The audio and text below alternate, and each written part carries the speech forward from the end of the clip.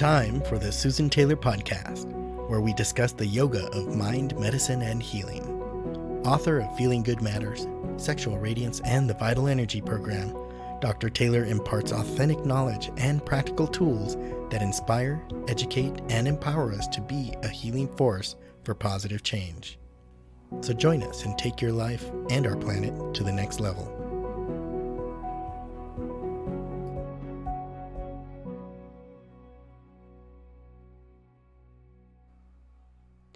Hello and welcome to episode 98. Is your nervous system a bit shaky? Adopt a new way of breathing. Our nervous system dictates our emotional and physical health, and previous research established the gut as the major regulator of motivational and emotional states, but recent research also sheds light on that gut-brain neuronal circuitry in our health. And in today's episode, I'd like to talk about how to build a stable and strong nervous system, how breathing affects your nervous system, as well as 2 practices to get started. In yoga science, we focus on having a stable and strong nervous system, and that's essential to a healthy body and mind. Emphasis is placed on our breathing habits. And it's through breathing that we gain access to our autonomic nervous system, and whether that determines whether we're calm and resilient or stimulated and scattered. Your nervous system is built around the balance of 2 opposing actions: the sympathetic nervous system, which is associated with fight or flight response, and that's the result of releasing cortisol and other stress chemicals throughout the bloodstream. And then there's the parasympathetic branch of the nervous system, which is associated with relaxation, digestion, and actually regeneration. And these 2 parts of your autonomic nervous system are actually meant to work in a rhythmic alteration, a process that supports healthy rhythms of alertness and restfulness that facilitate our physical and mental health.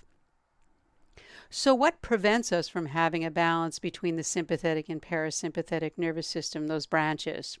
Well, chronic stress, and I'm sure that's not new to any of you that are listening. Also, negativity and unresolved issues that may have occurred in our life. We live in a world of total overstimulation, from marketing ads to tweets to texts to just iPhones, iPads. We're so inundated with technology that it does lead to sympathetic nervous system arousal. And if we acknowledge this, we can do something about it by learning to create balance by engaging the parasympathetic nervous system regularly. And how do we do this? Well, you've heard me say it before, it's regulated by our breath. Why? Because the way we breathe gives us access to the vagus nerve, and breathing is our only autonomic function that we can consciously change by regulating our breathing. And it's through this nerve called the vagus nerve, and I'm going to talk about that in a moment. So we can say that our breathing habit dictates the strength and resilience of our nervous system. So let's see how it works. Let's take a look at the vagus nerve. The vagus nerve is essentially the queen of the parasympathetic nervous system. It's responsible for our rest and digest, or whether we relax, or as we say, let's just chill out. So that's all resulting in stimulation of the parasympathetic nervous system. So the more things we do that stimulate or activate it, like diaphragmatic breathing, the more we can get rid of or banish the effects of sympathetic arousal or overstimulation. For example, that fight or flight that we're talking about, the stress circuit, that's associated with the sympathetic nervous system. So the vagus nerve is the longest nerve of all our cranial nerves, and it contains motor and sensory fibers for the science people out there, and it passes through the neck and thorax to the abdomen. That's why it's called the vagus nerve, the wandering nerve. And traditionally, scientists believe that the nerve exclusively just mediated suppressive functions, such as whether we're full or nauseous, in contrast to really circulating hormones, rather than vagal transmission. Where thought to convey, reward signals from the gut to the brain. So we know now, evidence in the last decade shows this bidirectional communication, and I've done many podcasts on this, takes place via this vagus nerve. So, as I said, the vagus nerve does play a central role in our emotional and physical health. And as I mentioned also, it's Latin, comes from a Latin word meaning wandering, and rightly so. And it does supply motor parasympathetic fibers to all the organs, except, of course, our adrenal glands. And it originates in our brain, in the brain region actually specifically called the medulla. It's in the brainstem. And it extends, as I mentioned, down the neck, so the back of the neck to the second segment of the transverse colon. So it also is known to control a few skeletal muscles in the mouth and throat region. And that's why when we get all choked up, when we get nervous, it's because we have sympathetic stimulation. And what happens is we don't have that parasympathetic stimulation of the vagus nerve. So the vagus nerve has an inhibitory influence upon the sympathetic nervous system activity. In other words, practices that stimulate the vagus nerve have a calming effect on our body and mind. You would think contrary when you hear the word stimulate. You would think that it means to get us stimulated, but no, it actually stimulating the vagus nerve gives us that relax and rest symptom that comes with that. Healthy vagal tone can be thought of as optimal balance of the parasympathetic and sympathetic nervous system actions that allow us to respond with resilience to the ups and downs of life. And there are breathing practices that focus on stimulating the vagus nerve, and they can help us regain balance if we're either keyed up with anxiety or shut down with fatigue. So I mentioned that the vagus nerve extends from the brainstem down through your stomach and intestines, innervating your heart and lungs and connecting your throat and facial muscles. So we really want to be able to have conscious control over this. Research shows that the way we breathe does affect our heart rate, and you're wondering, how does this relate? And I'll tell you in a minute. Heart rate, blood pressure, and even giving us the ability to relax. So with the help of biofeedback, the approach attempts to coordinate breathing with heart rate, slowing and steadying breathing to slow down so that we can stabilize the heartbeat. Now, yoga science has known that slow, deep breathing increases activity of the vagus nerve, which again is part of that parasympathetic nervous system. And the vagus nerve does control and also measures the activity of many of our internal organs, as I just mentioned. I'm repeating some of these because we're listening on a podcast, and for those that are new to this, I want to just repeat some of the strong points of the vagus nerve.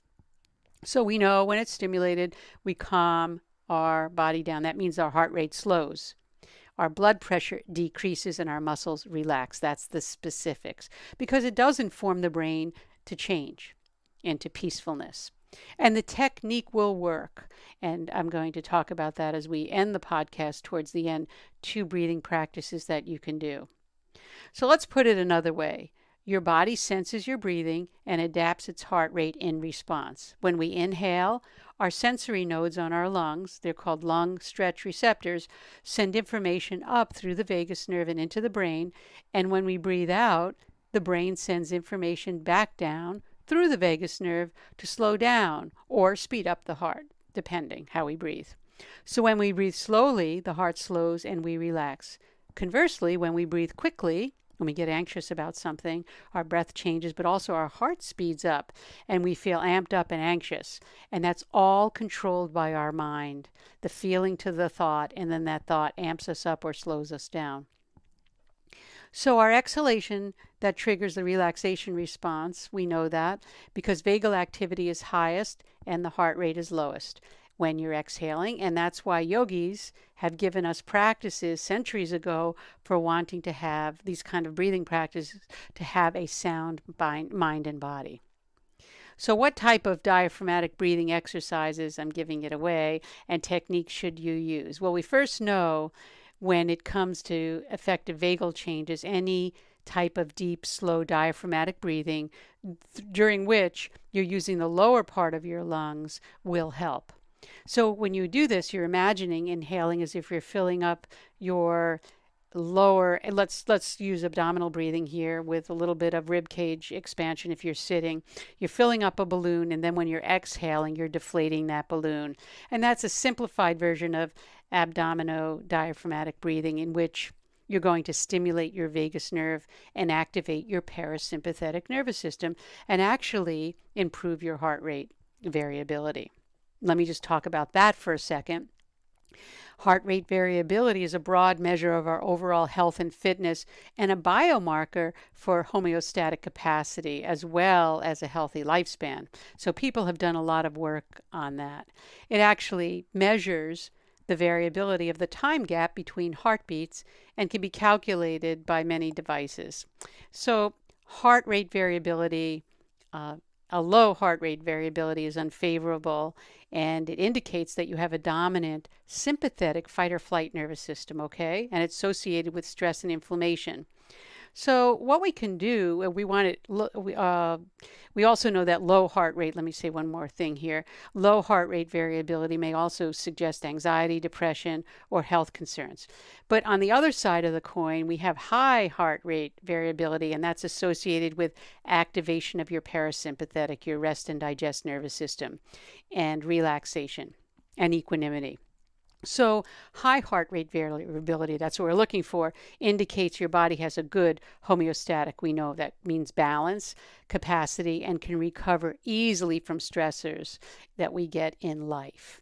So that's why we bring that in. So diaphragmatic breathing, back to what I started with, will improve your heart rate variability, hence why I just spoke about that for a moment. So with this in mind, the most immediate way to change the balance of sympathetic and parasympathetic nervous system actions is with our breath.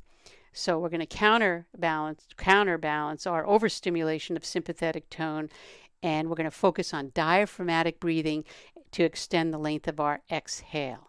For those interested in furthering your knowledge, you can study some of the research done by Dr. Stephen Porges, who offers advanced understanding of the autonomic nervous system, especially when we relate to trauma and PTSD.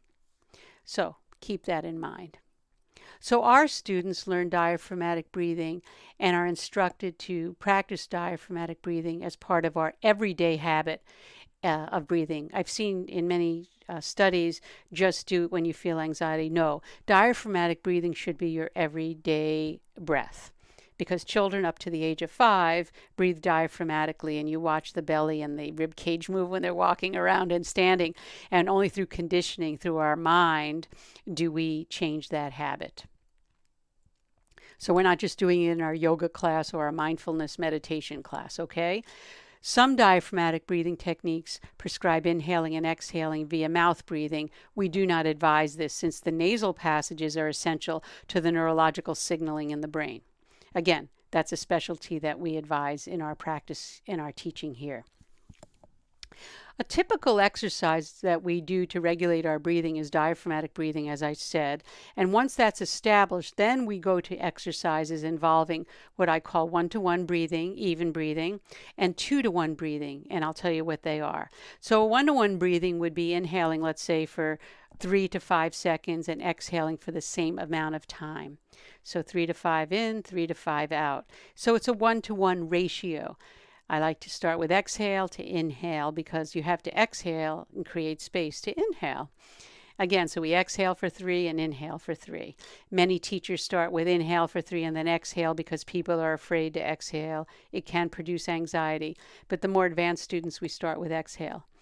The second practice that we teach is spending more time on exhaling than on inhaling. So, for example, we will exhale for 6, inhale for 3, or exhale for 4 seconds, inhale for 2 seconds.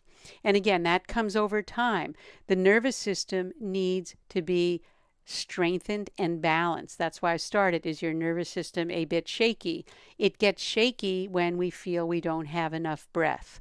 So training the mind through breathing practices and training the body using diaphragmatic breathing, we build the resilience and strength of the nervous system, which allows us to have a more resilient mind, a stronger life, and better health, actually. So we know that our heart rate does increase slightly when we inhale and decreases when we exhale. So when we draw out that second phase of exhalation, when we exhale longer, we actually lower our heart rate. And we do this in many of our meditation classes so people can have the experience yourself. So I'll give you what that is. Take your pulse for 60 seconds and then practice breathing longer exhale. Even if you can't do 2 to 1, try just longer than inhale, and do that for about 3 to 5 minutes, and then take your pulse again for a minute and watch your heart rate will have decreased if you're not chest breathing. And it does quiet the heart, and it actually gets that through the brain. So this possibility remains to be confirmed by clinical studies. However, we have seen it exist when we do this kind of training and we let the students experience it for themselves. But do your own research. Do the practice and see if it works for you, and take what works for you and discard what doesn't work for you, because it's all about your own research on yourself. And that brings us to the end of this episode. And if you'd like to be notified weekly for new podcasts, please subscribe on susantaylor.org, or you can also go to the YouTube website that we have, where we have our podcasts posted. And we also have iTunes, Google Play, Stitcher, and TuneIn, where you can also listen. And please, if you do like this podcast, share it with your colleagues, friends, family. Any questions, comments, or feedback, by all means, send them our way, and I'd be glad to post a podcast and do something on your behalf. And again, until next time, what do we need to do? Remain calm, consciously aware, living in the moment.